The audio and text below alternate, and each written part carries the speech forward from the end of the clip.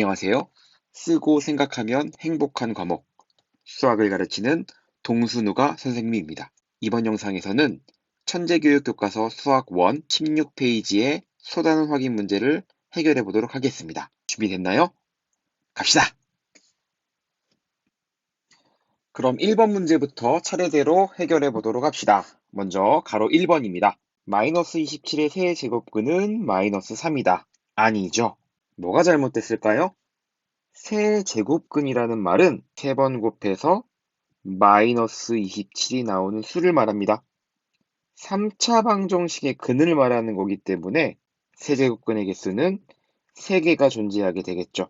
마이너스 3 하나만 언급됐기 때문에 가로 1번은 틀린 얘기가 되겠습니다. 실제로 3차 방정식을 인수분해를 통해서 근을 구해보면 다음과 같이 인수분해가 되죠. x제곱 마이너스 3x 플러스 9는 0. x 플러스 3이라는 인수를 갖고 있기 때문에 세제곱근이 마이너스 3이 세제곱근인 거는 맞습니다. 하지만 이것만 있는 것이 아니라 뒤에 있는 이 2차 식으로부터 x의 값이 두 가지가 더 나오겠죠.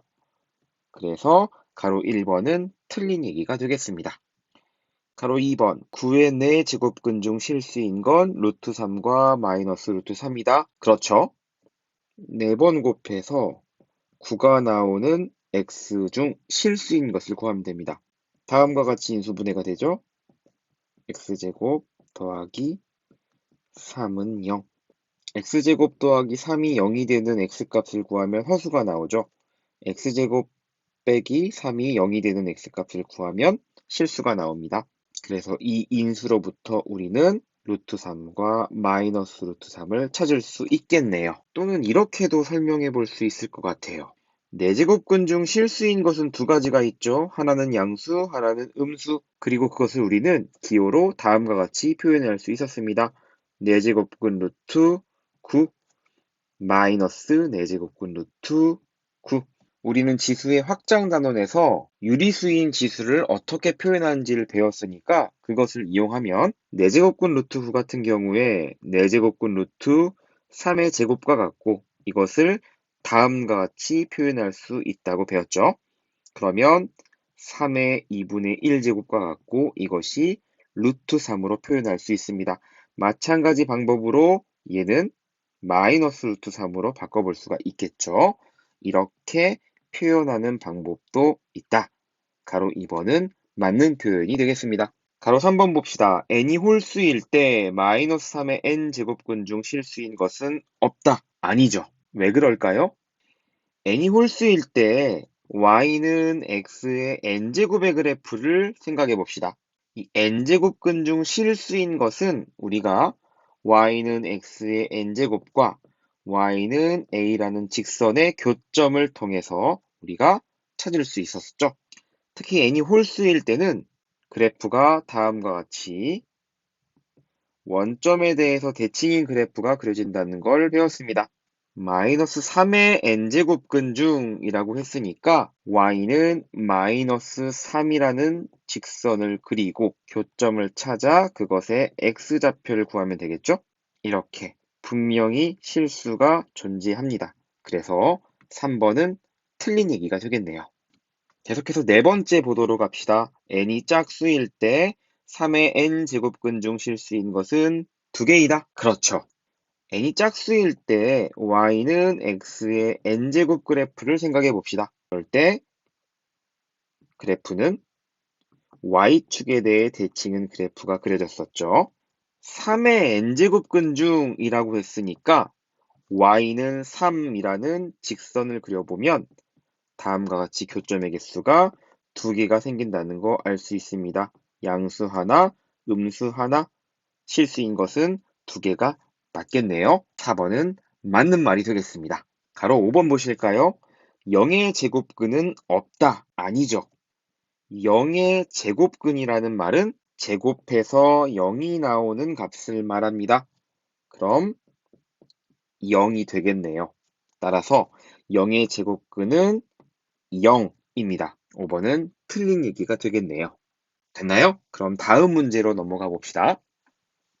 2번 문제 같이 살펴보도록 합시다. 먼저 가로 1번이요. 거듭제곱근의 성질에 의해서 n의 값이 같을 때는 하나의 근호로 표현할 수 있죠. 5제곱근 루트 8 곱하기 4. 근호 안의 값은 2의 거듭제곱으로 표현할 수 있겠네요. 2의 5제곱이다. 그럼 결과는 2가 되겠네요. 그래서 가로 1번의 정답은 2. 가로 2번 역시 마찬가지입니다. n의 값이 같을 때는 하나의 근호로 표현할 수 있다. 그러면 4제곱근 루트 2분의 32가 되죠. 4제곱근 루트 안에 있는 것은 약분이 되어서 16이 되는데 이것은 2의 거듭제곱으로 표현하면 2의 4제곱과 같으니까 결과는 역시 2가 되겠습니다. 3번 문제 한번 보도록 합시다. 지수 법칙을 이용하면 다음과 같이 변형할 수 있을 것 같아요. 4제곱의 제곱과 같다. 이렇게 변형한 이유는 중괄호 안에 있는 값이 어떻게 되기 때문에 5가 되기 때문에 식이 조금 더 간편하게 계산이 되겠네요. 3번의 답은 25. 그런데 이것은 다음과 같이도 생각할 수 있을 것 같아요. 우리가 이미 지수가 유리수인 경우, 유리수 지수를 갖는 수를 어떻게 표현하는지를 배웠죠. 그것을 이용하면 다음과 같이도 계산할 수 있을 것 같습니다. 4제곱근 루트 5의 8제곱과 같고 이것은 5의 4분의 8제곱과 같으니까 결과는 5의 제곱이 되어서 25가 되겠구나 라고 생각할 수도 있겠죠. 자, 네 번째 보도록 합시다. 이와 같이 두 개의 거듭제곱근이 있는 경우는 하나의 거듭제곱근으로 다음과 같이 표현할 수 있다. 12제곱근 9의 6제곱.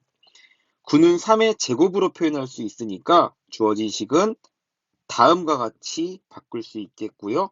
그러면 가로 4번의 정답은 3이 되겠네요. 됐나요? 다음 3번 문제 같이 보도록 합시다. 3번 문제입니다. 다음 식을 간단히 하시오.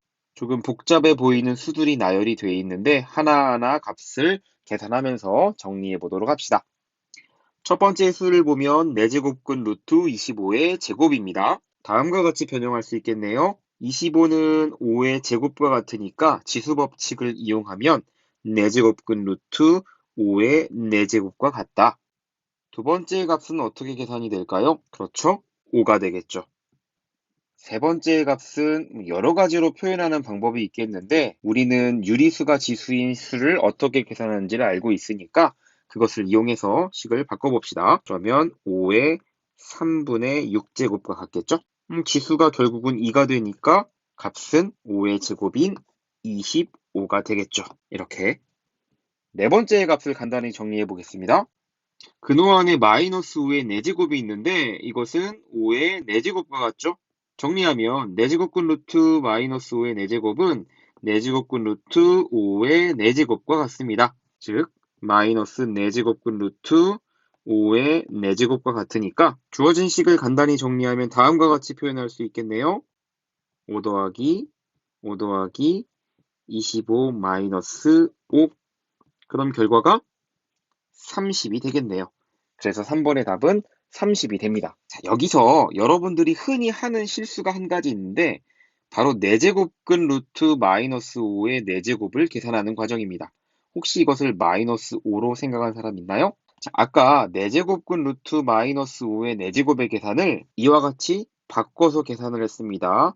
4제곱근 루트 마이너스 5의 4제곱은 4제곱근 루트 5의 4제곱과 같으니까 결과가 5이다. 많은 학생들이 이 계산을 이렇게 하지 않고 이와 같이 하는 경우를 많이 봐요. 마이너스 5의 4제곱.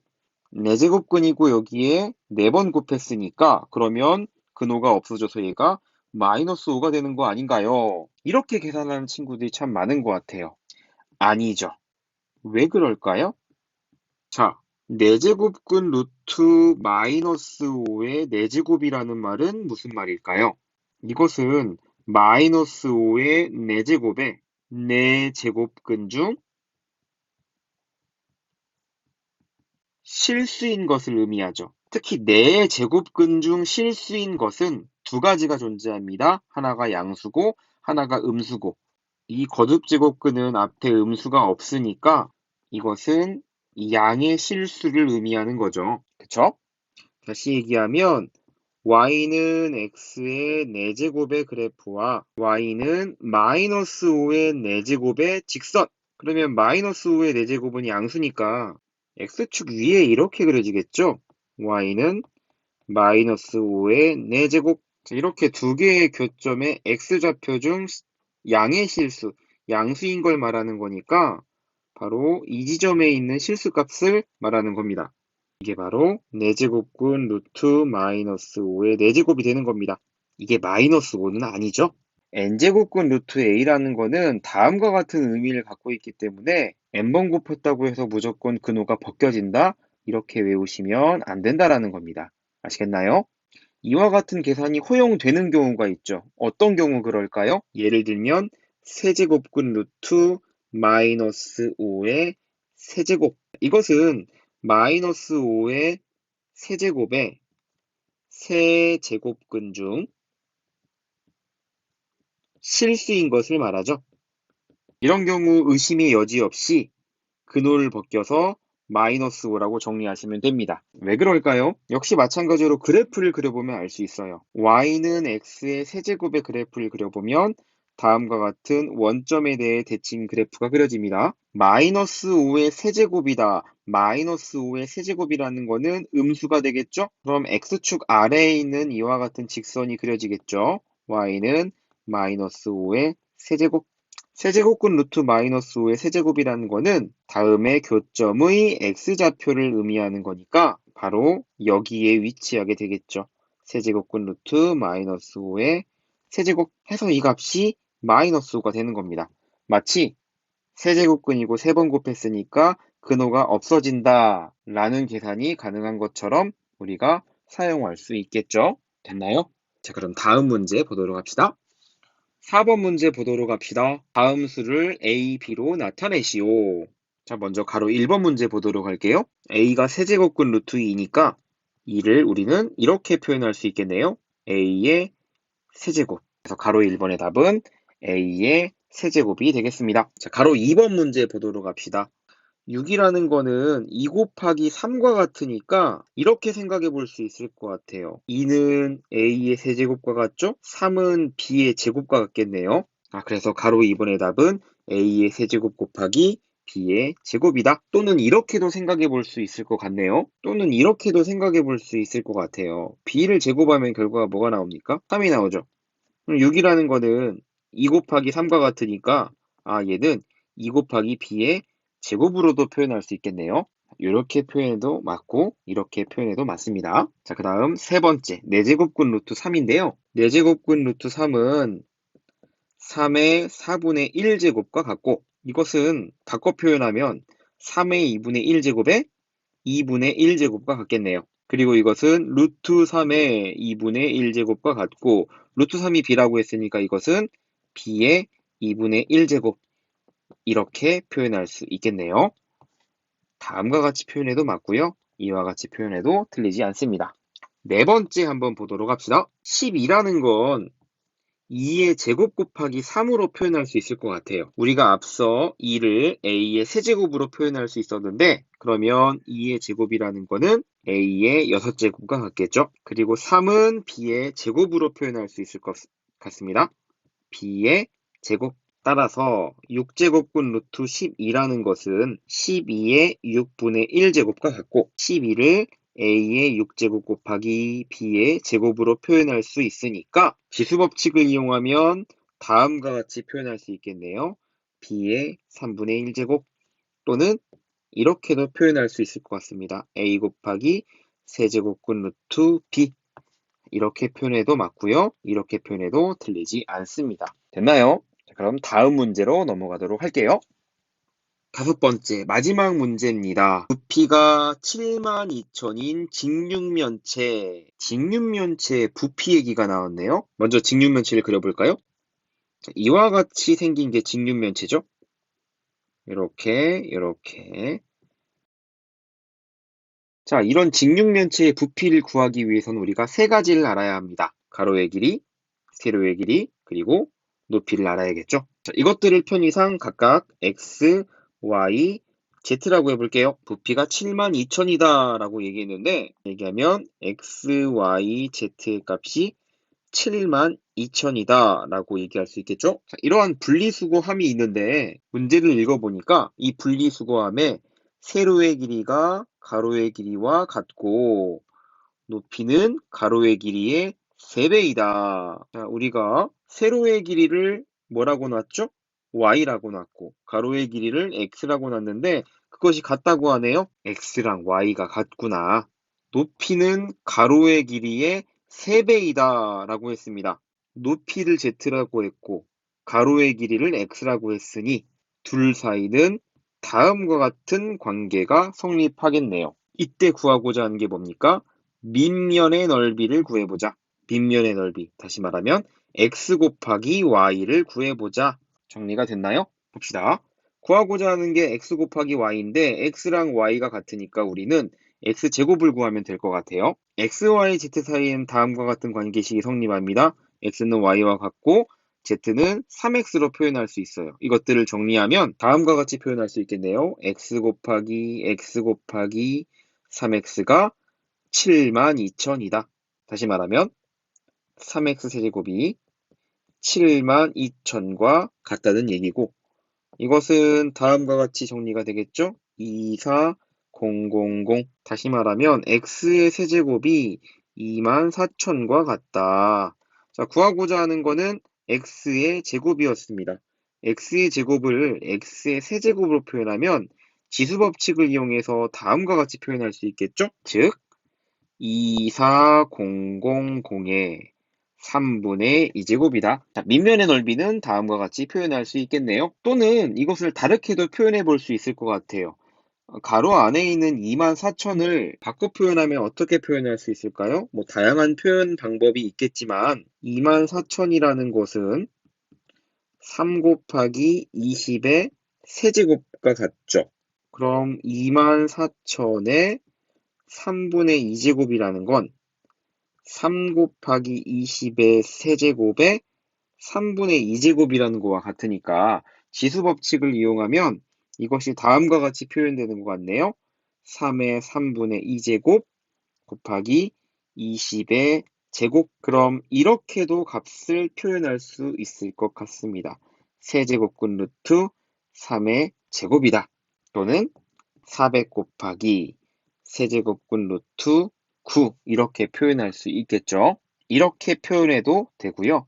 다음과 같이 표현해도 틀리지 않습니다. 그 밖에 다른 표현 방법도 여러 가지가 있을 것 같아요. 여러분들이 알고 있는 거듭제곱근의 성질, 지수의 확장 단원에서 배웠던 수학의 개념들을 이용하면 5번 문제의 정답이 하나로 정해진 것이 아니라 여러 가지 방법으로 표현할 수 있다는 걸 정리할 수 있겠죠. 됐습니까? 자, 이렇게 16페이지에 있는 소단원 확인 문제 5문제를 살펴봤습니다. 혹시 풀이 영상을 보면서 궁금한 점이나 질문 있으면 하단에 나와 있는 메일로 질문해 주시면 감사하겠습니다. 오늘도 힘내시고 수고하셨습니다.